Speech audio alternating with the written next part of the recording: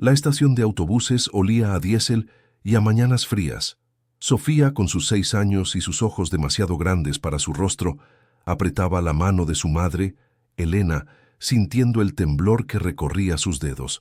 El viento de la madrugada se colaba por debajo de su delgado abrigo, pero el verdadero frío venía de la mirada de su madre, una mirada que no se posaba en ella, sino en un punto lejano y vacío sobre el horizonte. Sofía no entendía el silencio, tan pesado y cortante como el cristal roto. Solo sabía que el corazón le latía de una forma extraña, como un pajarito asustado atrapado en una jaula. Llevaba su mejor vestido, el de los domingos, y una pequeña maleta de cartón que golpeaba contra sus piernas a cada paso. Su madre se detuvo de repente, y el mundo pareció detenerse con ella.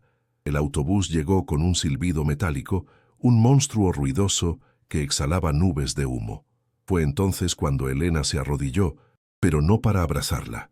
Sus manos, ásperas y rápidas, empujaron la maleta contra el pecho de Sofía y metieron una nota arrugada en el bolsillo de su abrigo.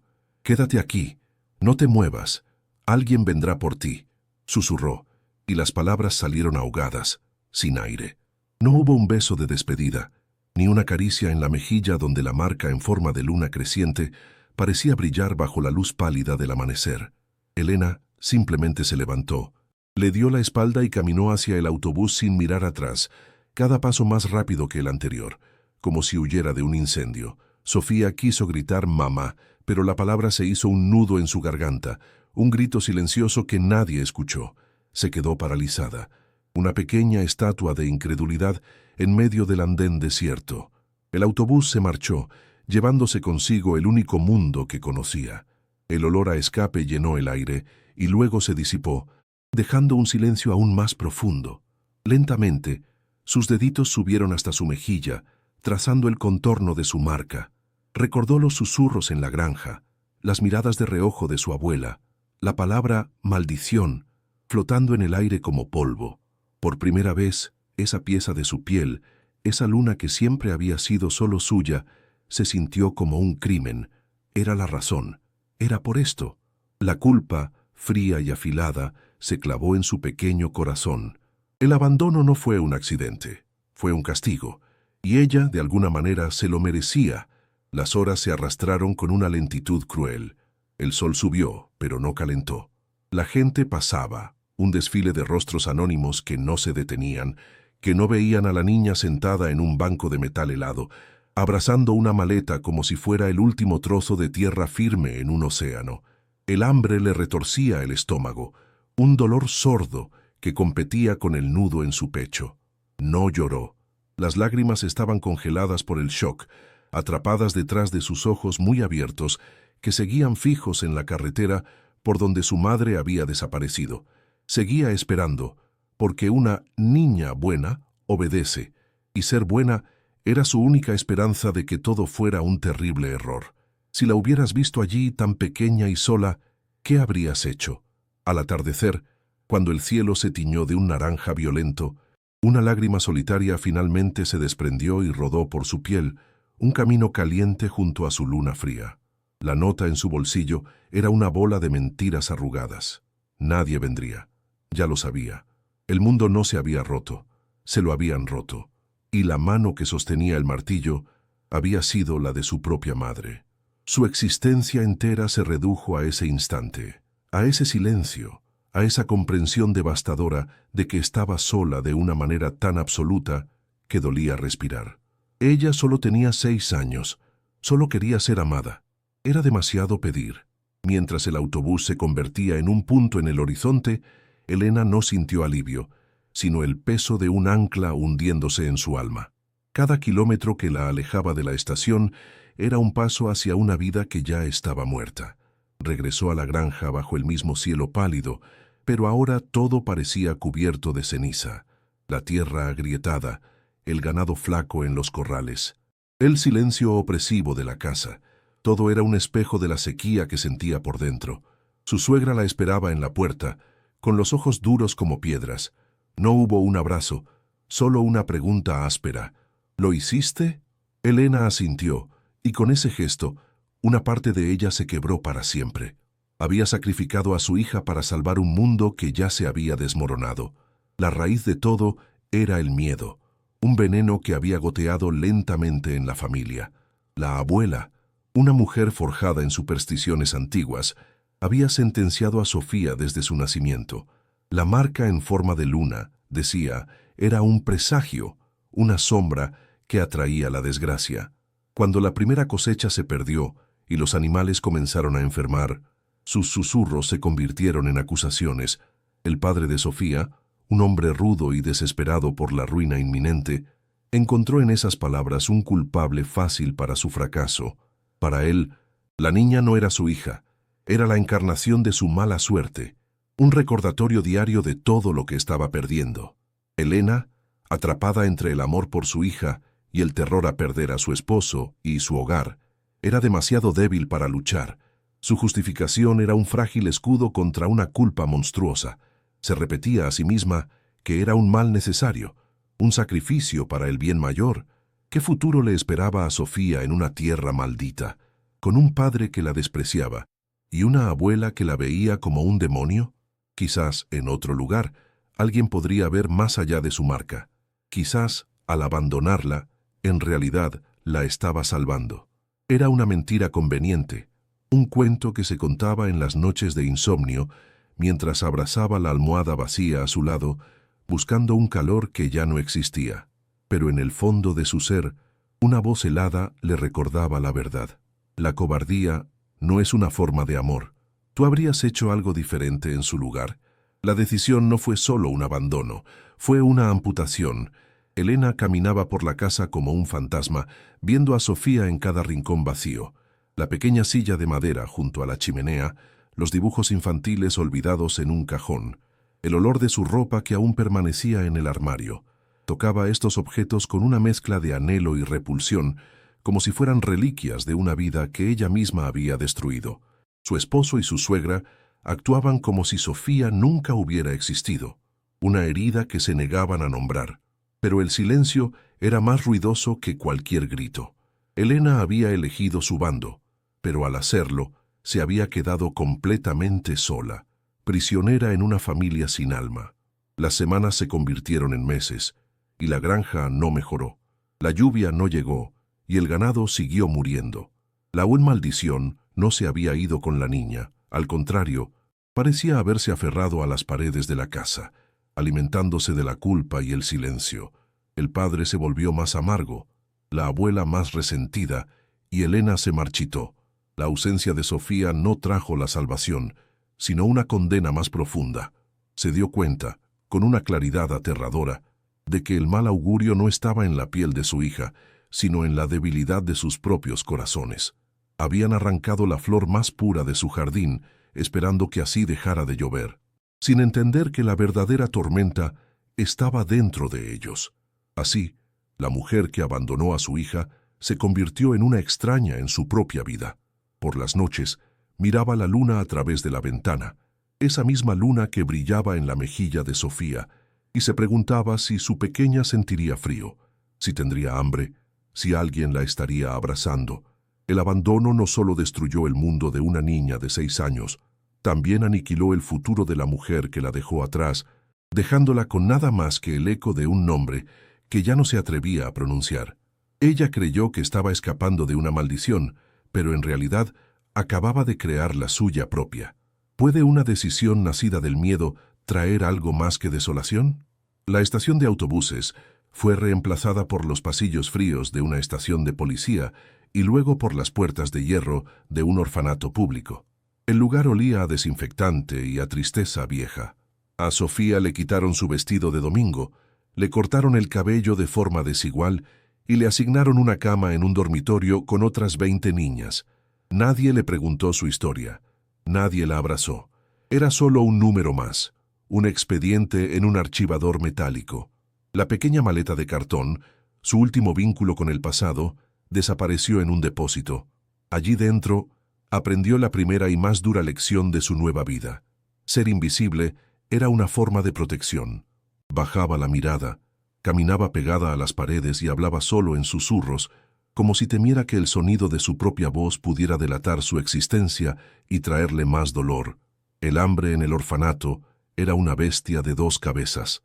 Estaba el hambre real, la que le retorcía las tripas y la hacía soñar con el pan caliente que su madre a veces horneaba.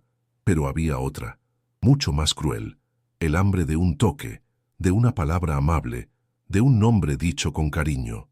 Veía a las cuidadoras, mujeres cansadas y con la mirada vacía, moverse con una eficiencia mecánica, repartiendo platos de comida insípida sin mirar a los ojos de nadie. Sofía observaba cómo algunas niñas se aferraban a ellas, buscando un calor que nunca llegaba. Ella no. El rechazo de su madre le había enseñado a no pedir. Pedir era peligroso. Pedir era abrir una puerta a la humillación. Puedes imaginar la soledad de una niña que aprende a no pedir un abrazo por miedo a que se lo nieguen. Su marca, esa luna creciente en la mejilla, se convirtió en un blanco. Los otros niños, tan rotos como ella, pero con una crueldad afilada por el abandono, no tardaron en encontrar su punto débil. La manchada, le susurraban en el patio. Tiene la marca del diablo, decían otros, repitiendo las supersticiones de un mundo adulto del que habían sido expulsados. Al principio, intentaba cubrirse la cara con el cabello o con la mano, un gesto instintivo de vergüenza, pero eso solo avivaba las burlas, así que aprendió a soportarlo en silencio, a dejar que las palabras la golpearan como piedras sin mostrar una sola lágrima. Cada insulto era una confirmación de la sentencia de su madre. Era defectuosa, indigna, la causa de su propia desgracia. Las noches eran el peor de los castigos. El dormitorio, lleno de los susurros y la respiración de otras niñas, se sentía como el lugar más solitario del mundo. Se acurrucaba bajo la manta delgada y áspera, sintiendo el frío del colchón filtrarse hasta sus huesos. En esa oscuridad se permitía recordar el olor de la tierra mojada después de la lluvia, la textura del vestido de su madre, el sonido de su voz llamándola desde la puerta de la granja. Eran fragmentos, destellos de una vida que parecía un sueño lejano. Lloraba en silencio, con la cara hundida en la almohada para que nadie la oyera. Las lágrimas no eran de rabia, sino de una confusión infinita. ¿Por qué? ¿Qué había hecho tan mal? ¿Podrías dormir en esa cama helada, sabiendo que nadie vendría a cubrirte si tenías frío? Encontró un único refugio, la pequeña y polvorienta biblioteca del orfanato. Los libros se convirtieron en sus amigos, sus padres, su escape. Entre sus páginas, podía viajar a mundos donde las niñas con marcas eran princesas, donde la magia era real y donde el amor siempre triunfaba sobre el abandono. Aprendió a leer con una velocidad voraz, devorando historias como si fueran el alimento que su alma necesitaba. Los personajes de los cuentos no la juzgaban, no veían su marca, solo le ofrecían compañía. Mientras los otros niños jugaban a gritos en el patio, Sofía se escondía en su rincón, construyendo un mundo interior tan rico y vasto que, por unas horas, lograba opacar la gris realidad que la rodeaba. Era su forma de sobrevivir. La rutina era una rueda aplastante que giraba día tras día. Despertar con el sonido estridente de una campana, formarse en fila para recibir una comida que apenas tenía sabor, soportar las clases donde los maestros la ignoraban y el recreo donde era el blanco de las burlas. Cada día era una copia del anterior, un lienzo gris sin una sola pincelada de color. La esperanza, esa palabra que leía en los libros, parecía un idioma extranjero. Para ella, el futuro era solo una extensión del presente, un pasillo interminable de días vacíos. Se movía a través de su existencia como una autómata, con el corazón protegido bajo capas y capas de hielo. Si hubieras visto a esa niña, con los hombros encogidos y la mirada perdida, ¿qué le habrías dicho? A veces, desde la ventana enrejada del comedor, veía a familias pasar por la calle, padres que llevaban a sus hijos de la mano, madres que se reían y les ajustaban las bufandas. Sofía se quedaba inmóvil, observando esas pequeñas escenas de normalidad con una mezcla de anhelo y dolor. Eran como postales de un planeta al que ella no pertenecía. Se preguntaba si su madre estaría haciendo eso mismo con otra familia, si la habría reemplazado. La idea era una espina que se le clavaba en el pecho. Apartaba la vista rápidamente. porque mirar dolía demasiado. Aprendió a no mirar, a no desear, a no imaginar. La indiferencia era su armadura. Con el tiempo, el recuerdo del rostro de su madre comenzó a desvanecerse. Los detalles se volvieron borrosos, como una fotografía dejada bajo el sol. Lo que permanecía, con una claridad aterradora, era la sensación de su espalda mientras se alejaba, el sonido del autobús arrancando, el frío del andén. Esos eran los fantasmas que la visitaban en sus pesadillas. La ausencia de su madre era más tangible que su presencia. Era un agujero en el centro de su ser, un vacío que absorbía cualquier atisbo de alegría. Se repetía a sí misma que no la necesitaba, que estaba mejor sola, pero era una mentira. Cada fibra de su pequeño cuerpo gritaba por la única persona que se suponía debía amarla incondicionalmente. La soledad se convirtió en su única compañera constante. No era solo la falta de gente a su alrededor, era una soledad más profunda, la de saber que a nadie en el universo le importaba si ella vivía o moría. Era la certeza de que si desaparecía esa noche, nadie lo notaría hasta la mañana siguiente, y solo porque una cama estaría vacía. Esta comprensión no la aterrorizaba, la adormecía. Era un veneno lento que iba apagando la luz de sus ojos, dejándolos grandes y vacíos, como los de una muñeca de porcelana abandonada en un desván. Se estaba convirtiendo en un fantasma mucho antes de morir. ¿Alguna vez te has sentido tan solo que el silencio parece gritar? El mundo exterior también era hostil. En las raras ocasiones en que salían del orfanato para ir al médico o a algún evento público, sentía las miradas de los extraños clavadas en su mejilla, algunos con lástima, otros con curiosidad morbosa, algunos incluso con una pizca de repulsión. Aprendió a caminar con la cabeza gacha, a hacerse pequeña, a ocupar el menor espacio posible. El mundo le había enseñado que su sola presencia era una molestia, que su rostro era una ofensa. La vergüenza que su familia había plantado en ella ahora era regada por cada mirada ajena, echando raíces profundas y venenosas en su alma. Ella no era una niña, era un problema, una mancha. Así pasaron los años, en un ciclo de supervivencia silenciosa. Sofía construyó un muro tan alto a su alrededor que nadie podía escalarlo. Se convenció de que no necesitaba a nadie, de que el amor era una debilidad y la confianza una trampa. Se aferró a sus libros y a la promesa de que algún día, cuando fuera lo suficientemente mayor, escaparía de ese lugar y no volvería a depender de nadie. Pero bajo esa coraza de autosuficiencia, la niña de 6 años seguía temblando en la estación de autobuses, esperando a una madre que nunca volvería. Había aprendido que para sobrevivir tenía que dejar de sentir. Pero, ¿puede un corazón realmente dejar de desear ser amado? Cuando Sofía cumplió 10 años, el gris perpetuo del orfanato fue interrumpido por un nuevo color. No fue un color brillante, sino el tono suave y desgastado del abrigo de Isabel, una nueva cuidadora que se movía con la lentitud de quien ha vivido mucho. A diferencia de las otras, sus ojos no estaban vacíos, parecían contener historias. No le gritó a Sofía por esconderse en la biblioteca, ni la ignoró. Simplemente se sentó a su lado, en silencio, y observó el libro que tenía entre manos. Un día, sin decir palabra, le dejó una manzana roja y brillante sobre la página que leía. No era solo comida, era un mensaje. Era la primera vez en 4 años que alguien la veía, no como un expediente o una boca que alimentar, sino como una niña leyendo un libro. Isabel nunca preguntó por la marca. En su lugar, un día, mientras peinaba el cabello de Sofía con una delicadeza que le erizó la piel, le dijo en voz baja: «Cuando era niña, tenía tantas pecas que mi madre decía que los ángeles me habían salpicado de estrellas mientras dormía». Luego, con la punta de su dedo arrugado, trazó suavemente el aire sobre la mejilla de Sofía. «La tuya es una luna. Solo tienes una, porque es más especial». Sofía se quedó sin aliento, esperando el insulto que siempre seguía, pero no llegó. Solo sintió el calor de una aceptación tan extraña que casi dolía. Nadie la había tocado con ternura. Nadie había llamado hermosa a su maldición.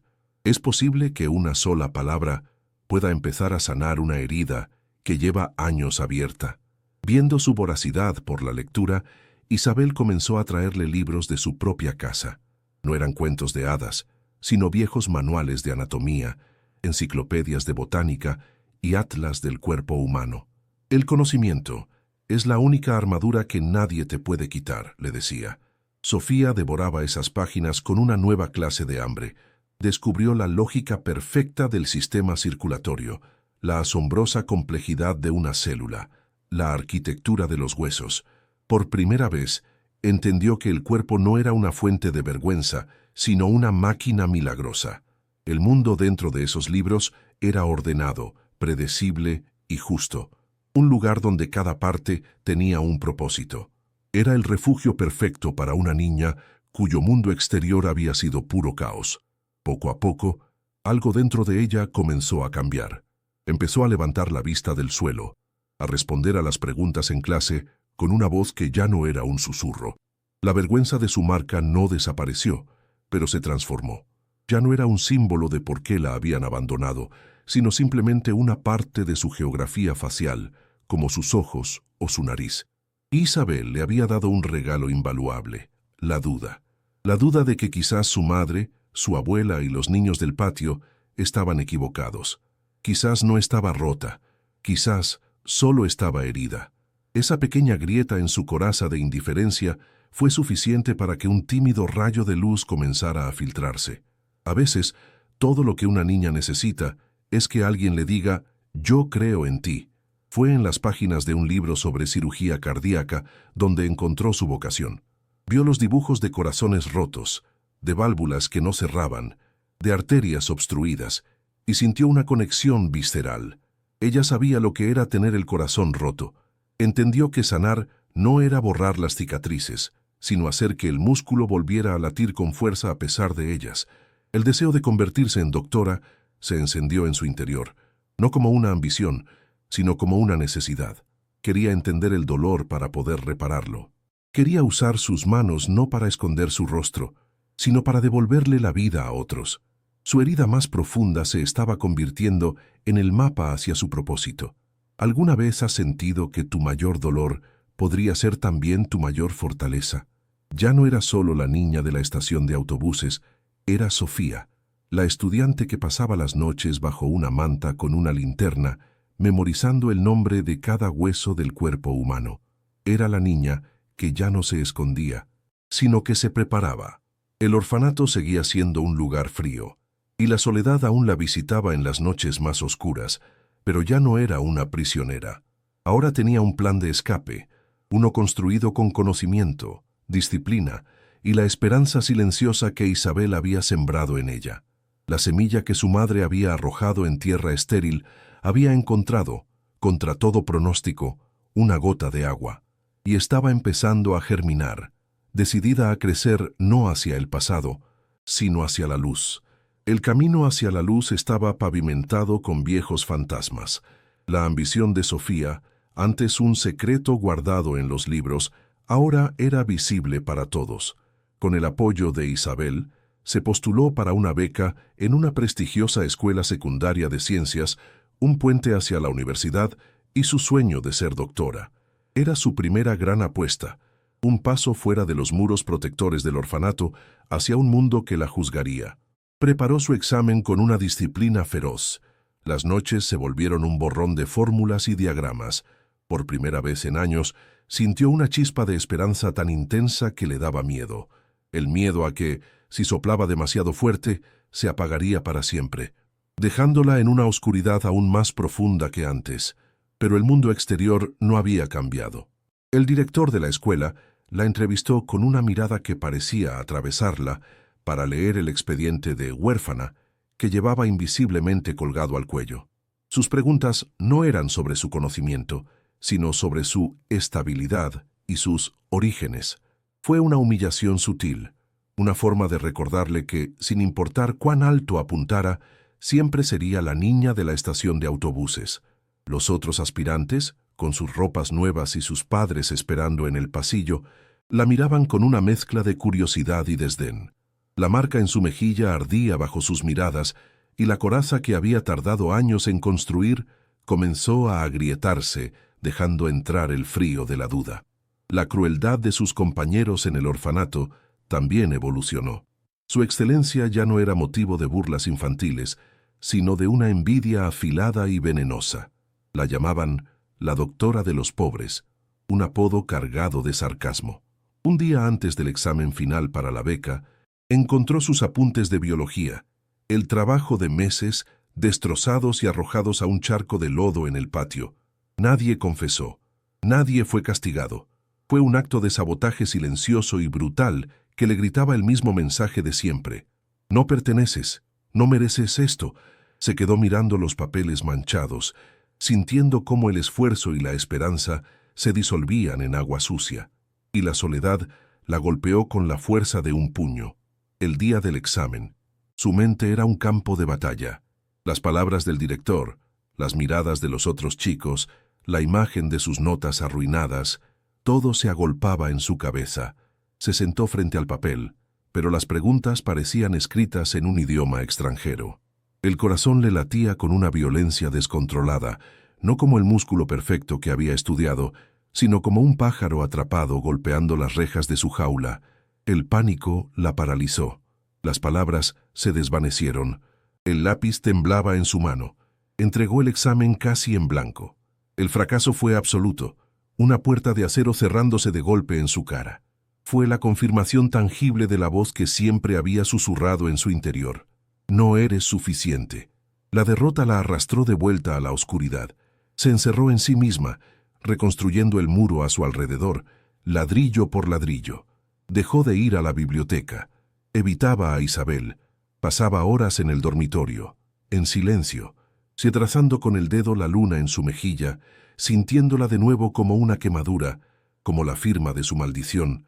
La niña de 10 años llena de sueños había desaparecido y en su lugar estaba la de 6, sola en el andén, convencida de su propia culpa. El dolor del fracaso era tan agudo que casi prefería la apatía adormecida de antes. Al menos entonces no esperaba nada. La esperanza, se dio cuenta, era la forma más cruel de tortura. ¿Alguna vez has pensado en desistir también? En el fondo de un viejo baúl, buscando algo, cualquier cosa, para anclarse, encontró un trozo de papel doblado. Era un dibujo que había hecho a los 5 años. Una casa, un sol sonriente y 3 figuras de palo. Mamá, papá y ella. La memoria la golpeó sin piedad. El olor a tierra mojada. La risa de su madre antes de que todo se rompiera. El peso de su mano antes de que la soltara para siempre. El dolor era tan físico, tan presente, que tuvo que apoyarse en la pared para no caer. ¿De qué servía querer arreglar los corazones de otros si el suyo estaba hecho de fragmentos que nunca volverían a encajar? La herida original, la que había intentado cubrir con capas de conocimiento y ambición, se abrió de par en par. Una noche, con los ojos hinchados de tanto llorar en silencio, fue a buscar a Isabel. «Se acabó», le dijo, con la voz rota. «Tenían razón. No puedo. Este mundo no está hecho para gente como yo». Le contó sobre el director, sobre sus notas, sobre el examen en blanco. Fue una estupidez creer que podía ser alguien, susurró, la rendición en cada sílaba. «Soy la niña manchada. Eso es todo lo que seré siempre». Era una confesión de derrota total, el momento en que el peso de su pasado finalmente aplastó la promesa de su futuro. Estaba lista para dejarlo todo, para volver a ser invisible, porque luchar y perder dolía infinitamente más que no luchar en absoluto. Isabel la escuchó sin interrumpir, su mirada llena de una calma profunda. Cuando Sofía terminó, no le ofreció palabras vacías de consuelo. En su lugar, la llevó a la pequeña enfermería y tomó un viejo libro de patología. Lo abrió en una página que mostraba la fotografía de un corazón humano después de una cirugía a corazón abierto. El músculo estaba cubierto de cicatrices, de suturas, de marcas de la batalla que había librado. «Mira», dijo Isabel en voz baja, «no es un corazón perfecto, está herido, pero late. Las cicatrices no lo debilitaron, Sofía, lo hicieron más fuerte, son la prueba de que sobrevivió». Tocó suavemente la mejilla de la niña. «Tu marca no es una maldición, es tu primera cicatriz, y te enseña algo que ningún libro puede, cómo sanar». Las palabras de Isabel no borraron el dolor, pero lo transformaron. Sofía se miró en el pequeño espejo agrietado de la enfermería. Por primera vez, no vio una mancha, sino un mapa de supervivencia. La humillación, el fracaso, la soledad, no eran el final del camino, eran parte de él. El fuego no la había consumido, la había forjado. Esa noche, regresó a la biblioteca, recogió los libros del suelo. El examen no era la única puerta, y si estaba cerrada, ella construiría la suya propia. Cayó, sí, pero algo dentro de ella, algo nacido en el frío de un andén y alimentado por la bondad de una anciana, no le permitió quedarse en el suelo. Su viaje no había terminado, solo se había vuelto más difícil. Y no son las batallas más duras las que forjan a los guerreros más fuertes. 15 años después, el aire del hospital era estéril, frío y olía a antiséptico, el polo opuesto a la tierra seca y polvorienta de la granja que había quedado atrás. Elena y su esposo, ahora encorvados por el tiempo y la desgracia, esperaban en un pasillo de un blanco implacable. La granja se había perdido hacía mucho. La supuesta maldición nunca se fue, simplemente cambió de forma. Ahora, su última esperanza residía en una eminencia de la cardiología, una joven doctora con fama de obrar milagros en casos perdidos.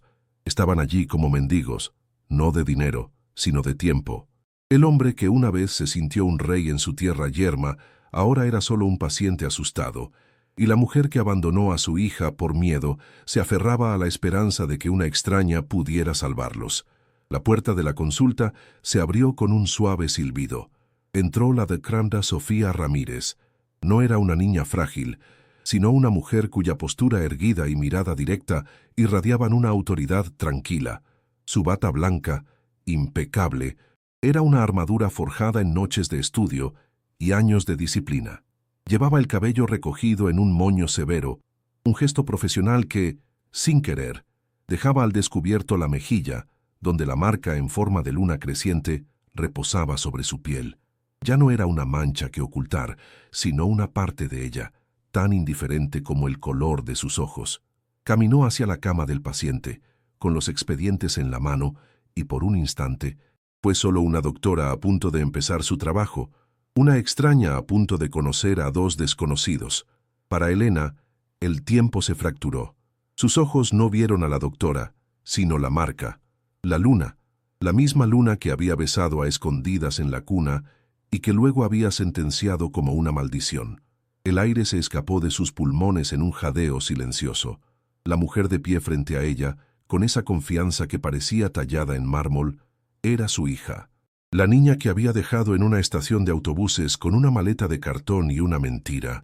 El recuerdo la golpeó con la fuerza de una ola, el frío del amanecer, el sonido del motor del autobús, la imagen de la espalda de su hija haciéndose pequeña en la distancia. El mundo se desvaneció, dejando solo esa cara, ese rostro que era un testamento viviente de su fracaso como madre. El padre de Sofía, debilitado por la enfermedad, tardó un segundo más en comprender. Vio primero la palidez mortal en el rostro de su esposa, su boca abierta en una zoo de horror silencioso. Siguió su mirada y la fijó en la mejilla de la doctora. Entonces lo entendió. La niña que había despreciado, la mala suerte que había expulsado de su casa para salvar su cosecha, estaba ahora frente a él, vestida de blanco, la única persona en el mundo que, según le habían dicho, podía impedir que su corazón se detuviera para siempre. La ironía era tan brutal, tan aplastante, que le robó el poco aliento que le quedaba. Se hundió en las almohadas, petrificado no por el miedo a la muerte, sino por la vergüenza de enfrentarse a la vida que había intentado destruir. Sofía mantuvo una compostura gélida. Por supuesto que los había reconocido, había imaginado esta escena 1000 veces, en sus sueños, en sus pesadillas, durante sus largas noches de guardia, a veces con gritos, a veces con lágrimas, pero la realidad era mucho más silenciosa, mucho más poderosa. Tomó el expediente, sus ojos recorriendo las notas clínicas como si fueran las de cualquier otro paciente. Miró al hombre frágil en la cama y luego a la mujer deshecha a su lado. El poder había cambiado de manos de una forma tan absoluta que era casi palpable. La niña que una vez suplicó con la mirada por un amor que le fue negado, ahora era la guardiana de la vida de quienes la habían condenado. El juicio había comenzado, y ella era la única jueza. «Buenos días», dijo, y su voz, tranquila y profesional, cortó la tensión como un bisturí. «¿Cuáles son los síntomas que lo trajeron aquí?» Cada palabra era un golpe, una demostración de control absoluto. No había ni una pizca de emoción en su tono, ni un atisbo de reconocimiento. Los trató como a extraños, y esa distancia era la más cruel de las acusaciones. Elena intentó hablar, pero solo un sonido ahogado salió de su garganta. El hombre en la cama, su padre, solo pudo señalar su pecho con una mano temblorosa. Sofía anotó en su expediente, metódica, precisa, mientras ellos se ahogaban en el silencio de su pasado. ¿Es posible que el arrepentimiento llegue demasiado tarde para sanar una herida tan profunda? Elena no pudo soportarlo más. La imagen de su hija, tan fuerte, tan completa, tan magnífica sin ella, fue la prueba final de la monstruosidad de su acto. No solo le había robado una infancia, se había robado a sí misma el privilegio de verla florecer. Un sollozo desgarrador rompió su silencio. «Sofía», susurró, y el nombre, que no había pronunciado en voz alta en 15 años, sonó como un sacrilegio, una súplica desesperada. Era el reconocimiento de su culpa, la confesión de un crimen que no tenía perdón. Levantó la vista, sus ojos inundados en lágrimas, buscando en el rostro de su hija cualquier cosa. Rabia, dolor, acusación. Cualquier cosa era mejor que esa calma aterradora, esa indiferencia que la borraba de la historia. Sofía dejó de escribir, levantó la mirada del expediente y la clavó en su madre. No había odio en sus ojos, ni siquiera tristeza. Había algo mucho más devastador, un vacío, un espacio inmenso y frío forjado en años de soledad. Era la mirada de una superviviente que ya no necesitaba nada de la persona que la había herido. No ofreció una palabra de consuelo ni un gesto de perdón. Simplemente la miró, dejando que el peso de ese reencuentro cayera enteramente sobre los hombros de Elena, obligándola a confrontar el fantasma que ella misma había creado. La niña pequeña se había ido. La mujer que estaba allí no pedía explicaciones, las exigía con su sola presencia. ¿Tú perdonarías en esta situación? Finalmente, rompió el contacto visual, pero no para dirigirse a su madre. Su atención volvió al hombre en la cama, su progenitor. «Señor Martínez», dijo, y el uso de su apellido fue un muro de hielo, una frontera infranqueable entre ellos. «Voy a necesitar que se haga una serie de pruebas adicionales. Mi asistente se encargará de todo». Se dio la vuelta, su bata blanca ondeando tras ella, y caminó hacia la puerta sin mirar atrás, repitiendo el mismo gesto que su madre le había enseñado 15 años antes. Los dejó solos en la habitación, suspendidos en un limbo de culpa y miedo, con una pregunta flotando en el aire. La niña a la que le negaron un futuro, ¿estaría dispuesta a darles uno a ellos? La decisión no se tomó en la mente, sino en las manos. En el quirófano, bajo la luz blanca y fría, Sofía Ramírez no era la niña abandonada, sino una fuerza de la naturaleza, un prodigio de la concentración y la habilidad. Sus dedos, que una vez se usaron para ocultar su rostro con vergüenza, ahora se movían con una firmeza y precisión que desafiaban la fragilidad de la vida. Reparó el corazón de su padre con la misma dedicación que le habría dado a un extraño. Cada sutura un testimonio de su juramento, no a él, sino a la vida misma. No operaba por perdón ni por venganza, sino porque su propósito era más grande que su dolor. Sanjar era su respuesta al mundo que intentó romperla. En el silencio del quirófano, solo interrumpido por el pitido rítmico de los monitores, la niña del andén se convirtió en la dueña absoluta del destino. Días después, con su padre estable y fuera de peligro, Elena la esperó en un pasillo desierto. Se acercó con manos temblorosas, el rostro surcado por el arrepentimiento, lista para suplicar, para explicar, para pedir un perdón que no merecía. Pero Sofía la detuvo con una mirada, no de odio, sino de una calma insondable. «Salvé su vida porque es mi trabajo», dijo, y su voz era suave pero inquebrantable. «Pero no puedes tener la mía. La que tú dejaste en esa estación murió hace mucho tiempo». La mujer que soy ahora la construí yo misma, con los pedazos que abandonaste. No hubo gritos, no hubo lágrimas, solo la verdad, tan limpia y afilada como un bisturí. Le dio a su madre el regalo de la vida de su esposo, pero se negó a darle el regalo de su absolución. ¿Es posible reparar un vínculo que se ha roto de una manera tan fundamental? Sus padres regresaron a lo que quedaba de su vida, llevando consigo una deuda que nunca podrían pagar. El hombre tenía un corazón que latía gracias a la hija que había despreciado, y la mujer vivía con el fantasma de la niña que ahora era una estrella inalcanzable. No volvieron a ser parte de la vida de Sofía. Su presencia se desvaneció, convirtiéndose en un eco, un recordatorio de un pasado que ya no tenía poder sobre ella. La justicia emocional no llegó en forma de una reunión familiar feliz, sino en la cruda realidad de las consecuencias. Ellos vivirían sabiendo lo que perdieron, mientras que Sofía viviría libre, sin el peso de su historia, demostrando que la verdadera familia no es la que te da la vida, sino la que te enseña a vivirla.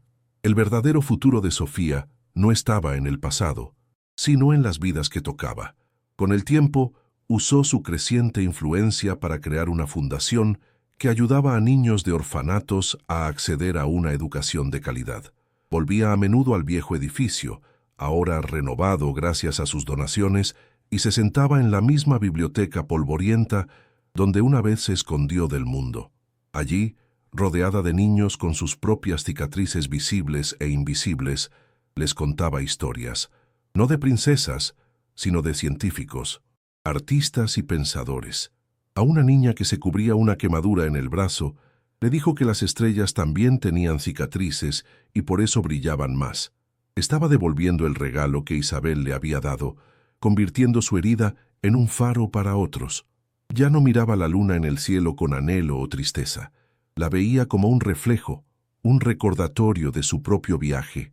Su marca, la luna creciente en su mejilla, se había convertido en su firma, un símbolo de resiliencia que inspiraba a sus pacientes y a los niños que ayudaba.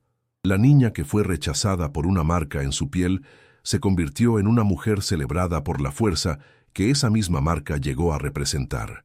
Transformó el veneno de la superstición en el antídoto de la ciencia y la compasión. Su vida se convirtió en la prueba de que no son nuestras cicatrices las que nos definen, sino lo que elegimos construir sobre ellas. Ella no borró su pasado, lo convirtió en los cimientos de un futuro extraordinario. La rechazaron por quien creían que era, pero el mundo la acogió por la mujer en la que se convirtió. Su historia no es sobre el perdón que se da a otros, sino sobre el perdón que uno se da a sí mismo por haber creído alguna vez que no era suficiente. Ella aprendió que el amor más importante no es el que te niegan, sino el que decides cultivar dentro de ti. Un amor tan fuerte que puede sanar no solo tu propio corazón, sino también el de los demás. Fue rechazada por quien debería amarla, pero fue acogida por el mundo. Si esta historia te conmovió, suscríbete a nuestro canal para no perderte más relatos de superación que nos recuerdan la increíble fuerza del espíritu humano. Dale me gusta si crees en las segundas oportunidades y comparte este video para que este mensaje de esperanza llegue a quien más lo necesite.